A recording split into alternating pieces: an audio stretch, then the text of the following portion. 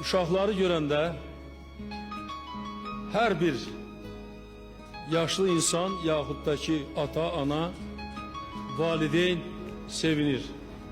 Çünkü uşaqlar bizim sevincimizdir. Uşaqlar bizim həyatımızın mənasıdır.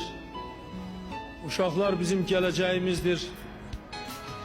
Uşaqlar bizim həyatımızı şənləndirən, həyatımızı bəzəyən, həyatımızı gözəlləndirən bizim doğma evlatlarımızdır. Hər bir insan üçün uşaqdan istəkli dünyada bir şey ola bilməz. Mən də həyatımda daim uşaqları sevmişəm.